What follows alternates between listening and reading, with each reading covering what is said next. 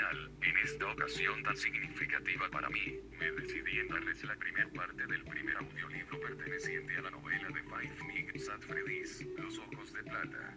Claro que debo hacer una mención de gran importancia, verán, durante el arduo proceso de obtener una buena traducción, ya que tengo casi todos los libros en su idioma original, me fue muy complicado ya que no domino el inglés. De hecho, el que escucha en el audiolibro, es gracias a la gran colaboración que hice con mi suscriptora Ella Seudónimo. Por eso me gustaría agradecerle por tercera vez. Por último, me gustaría decirles que el primer capítulo de la novela se subirá en 3 videos. Este solo es el primero. Y como un extra, utilizaré mi voz para la narración. Ojalá que no sea tan corto. Spoiler, sí lo será. Ahora que ya lo aclaré, podemos comenzar con el audiolibro. Capítulo 1. Él me está viendo. Charlie se agachó a 4 patas. Estaba detrás de una hilera de juegos recreativos, arcade. Encaminada por un pasillo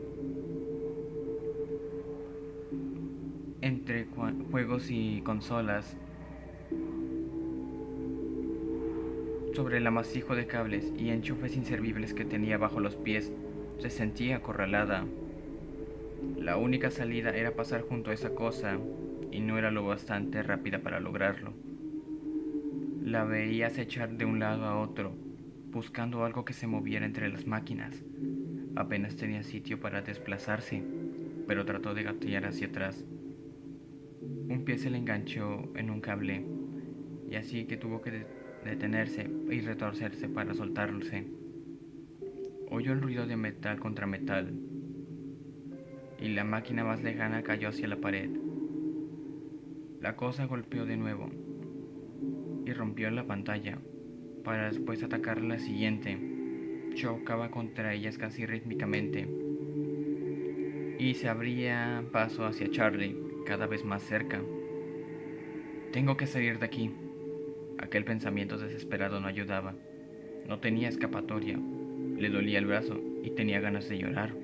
La sangre empapaba el vendaje hecho jirones y tenía la sensación de que se estaba vaciando. La máquina, que tenía apenas un par de metros, chocó contra la pared y Charlie se estremeció. Se está acercando. Oía más fuerte que nunca los engranajes y los clics del mecanismo. Con los ojos cerrados seguía viendo cómo la miraba, su pelo empalmazado y el metal expuesto bajo la piel artificial.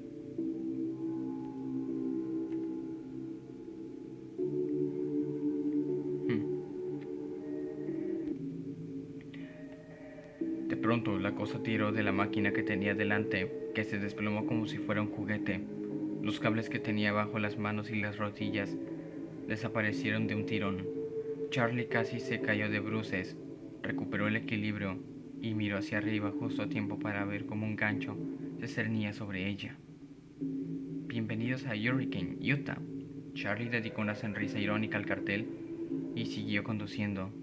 El mundo parecía el mismo a un lado y al otro del letrero, pero sintió un nerviosismo de anticipación al pasar junto a él. No reconocía nada, pero tampoco no lo esperaba.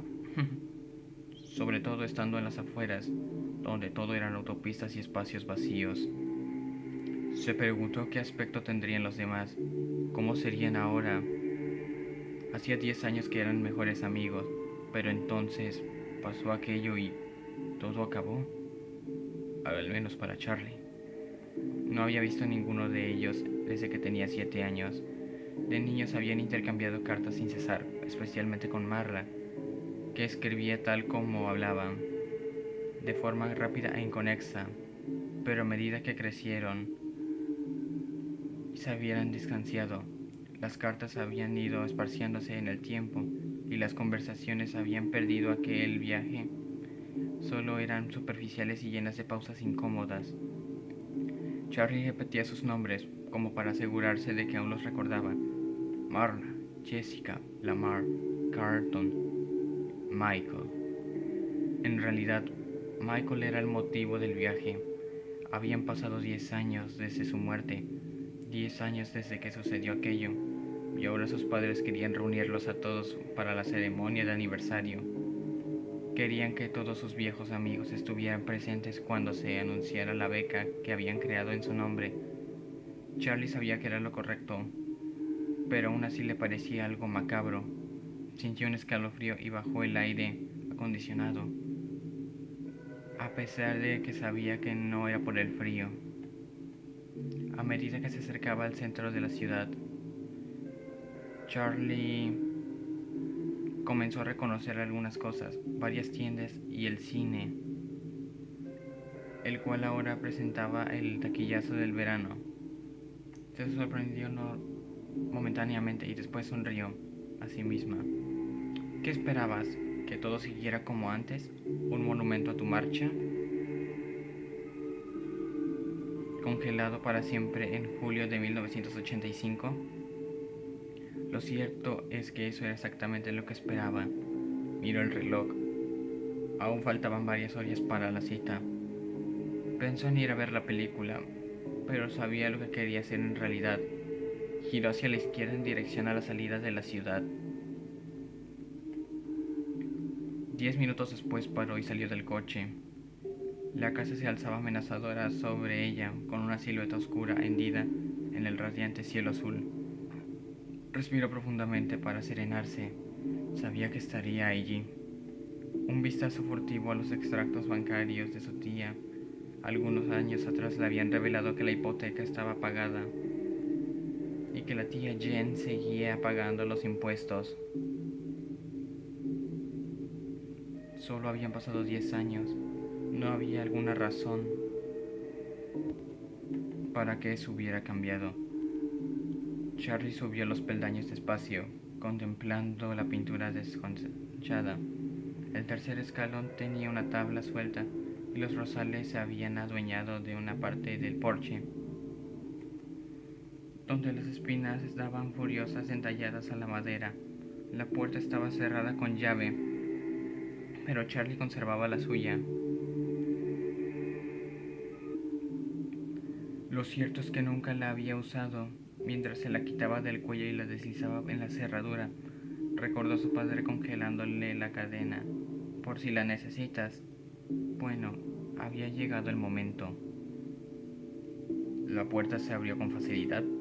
Charlie echó un vistazo a su alrededor. No recordaba mucho de la primera época que sí pasó ahí. Al fin y al cabo, solo tenía 3 años, y todos sus recuerdos se habían desdibujado en una única sensación infantil de luto y pérdida, de no entender por qué su madre tenía que marcharse, que aferrarse a su padre en todo momento, de no confiar en el mundo que recordaba, ni el que le rodeaba, a no ser que él estuviera allí, a no ser que lo abrazara con fuerzas hundiéndose en sus camisas de franela y en su olor a aceite, a metal y a él mismo. La escalera se extendía en línea recta delante de ella, pero no se dirigió allí, sino que entró en el salón, donde todos los muebles seguían en su sitio. De pequeña no se había dado cuenta, pero la casa era demasiado grande para el mobiliario que contenía. Los objetos estaban muy desperdigados para llenar el espacio. En la mesita del centro estaba a una distancia inaccesible y la butaca se encontraba demasiado lejos para mantener una conversación. Había una mancha oscura en la tarima de la madera más o menos en medio de la sala. Charlie la rodeó rápidamente y entró a la cocina, en la que solo había algunas pocas cacerolas, un par de sartenes y algunos platos. De niña nunca había sentido que le faltara nada, pero ahora tenía la impresión de que la inmensidad innecesaria de la casa era una especie de disculpa, un intento de un hombre que lo había perdido casi todo para darle a su hija todo lo que pudiera. Siempre acababa exagerando en todo lo que hacía. La última vez que ella había estado en aquella casa, el ambiente, Dios, era diferente. Era oscuro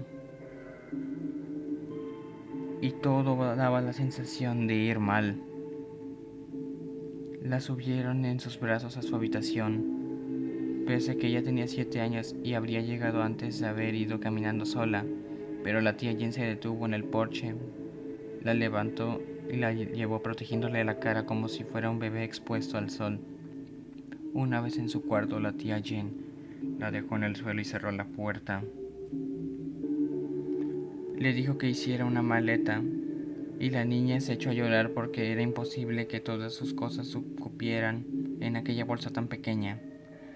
Volveremos a por el resto más adelante, dijo la tía Jane, que dejó ver su impaciencia mientras Charlie vacilaba ante su cómoda intentando decidir qué camisetas llevarse. Sabía que nunca regresaría por el resto. Charlie subió las escaleras y se dirigió a su antiguo dormitorio. La puerta estaba abierta y cuando la abrió tuvo una sensación vertiginosa de desplazamiento, como si su yo más joven pudiera estar sentada allí entre sus juguetes. Mira hacia arriba y le pregunta a Charlie: ¿Quién eres? Charlie entró. Como el resto de la casa, su habitación estaba intacta. Las paredes eran rosa pálido y el techo, que se inclinaba dramáticamente en un lado, siguiendo la línea del techo, fue pintando a juego. Su vieja cama todavía estaba apoyada contra la pared, debajo de una gran ventana. El colchón todavía intacto, aunque las sábanas se habían ido. La ventana cuarteada estaba levemente abierta y las cortinas de encaje podridas ondeaban en la suave brisa del exterior. Ahí había una mancha oscura de agua en la pintura debajo de la ventana, que se extendía hasta el colchón donde el clima había llegado a lo largo de los años, evidenciando el abandono de la casa. Charlie se subió a la cama y forzó la ventana a cerrar. Con el chillido obedeció, y Charlie dio un paso atrás y centró su atención en el resto de su habitación, en los inventos de su padre. Su primera noche en la casa, Charlie tenía miedo de dormir sola. No recordaba la noche, pero su padre le había contado sobre ella con tanta frecuencia que la tenía la historia claramente en memoria. Se sentó y lloró hasta que sus padres vinieron a buscarla, hasta que la levantó y la sostuvo, y le prometió que se aseguraría de que nunca estaría sola otra vez. A la mañana siguiente tomó de la mano a su padre y la llevó al garage, donde se puso a trabajar cumpliendo esa promesa. El primero de sus inventos fue un conejo morado, ahora gris con la edad de años de estar sentado a la luz del sol. Su padre lo había llamado Theodora. Era del tamaño de un niño de 3 años. Su tamaño en ese momento. Él tenía un pelaje de felpa, ojos brillantes y una elegante corbata de moño rojo. No hizo mucho, solo agitó la mano, inclinó la cabeza hacia un lado y decía con la voz de su padre: «Te quiero, Charlie». Pero era suficiente para dejarle un vigía nocturno, alguien que la mantuviera acompañada cuando no pudiera dormir. En ese momento Theodore, sentada en una silla de mimbre blanca en el rincón más alejado de su habitación, Charlie la saludó con la mano, pero no estaba activada. No le devolvió el saludo. Después de Theodore, los juguetes se volvieron más complejos. Algunos funcionaron y otros no. Algunos parecían tener fallas permanentes y otros simplemente no atraían la imaginación infantil de Charlie. Ella sabía que su padre llevó esos monedas a su taller y los recicló en sus partes, aunque no le gustaba verlos desmontados. Pero a los que se quedaba los amaba y ahora estaban allí mirándola con expectaciones.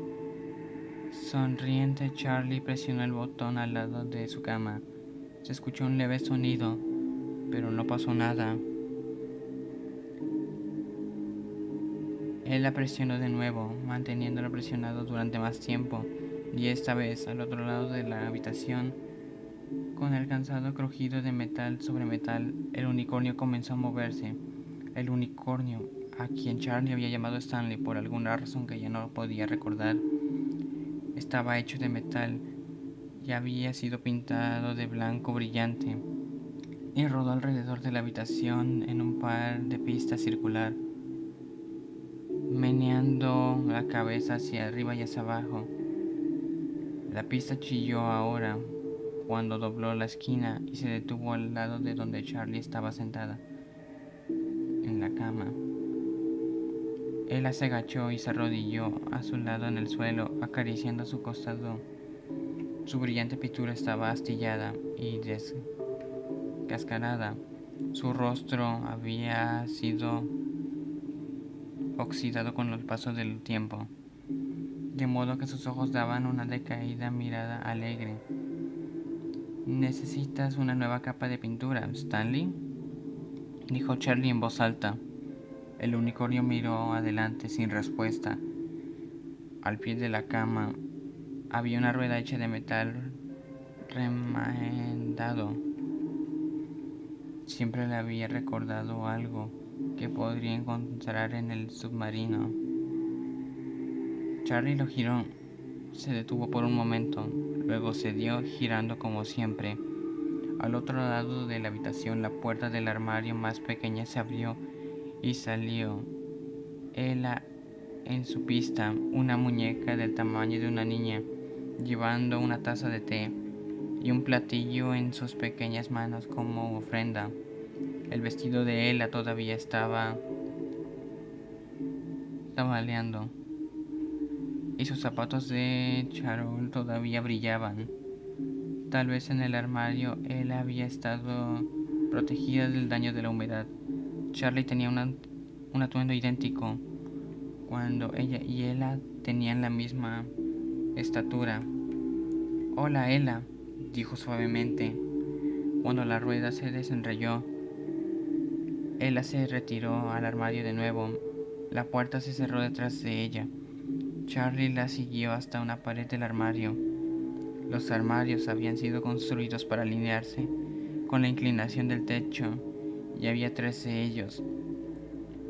Ella vivía en el corto, que tenía unos 3 pies de altura, aparte de uno medio. Al lado había uno con una altura de un pie más o menos, y un tercero más cercano a la puerta del dormitorio. Tenía la misma altura que el resto de la habitación. Ella sonrió recordando. «¿Por qué tienes 3 armarios?» John había cuestionado la primera vez que él había venido. Ella lo miró sin comprender, confundida por la pregunta. «Porque esos son los que hay», dijo finalmente. Entonces, a la defensiva, ella señaló al más pequeño. «Esa es Ella. De todos modos», agregó John. Asintió satisfecho. Charlie sacudió la cabeza y abrió la puerta del armario del medio, o lo intentó. La perilla se detuvo bruscamente. Estaba cerrada. Ella lo sacudió un par de veces, pero se rindió. Sin mucha convicción, se quedó agachada hasta el suelo y miró hacia arriba. El closet más alto, su armario de niña grande, en la que algún día se convertiría. «No lo necesitarás hasta que seas más grande», diría su padre. Pero ese día nunca llegó. Ahora colgaba ligeramente abierto, pero Charlie no le molestó. No se había abierto para ella, solo había estado dando un paso para el tiempo.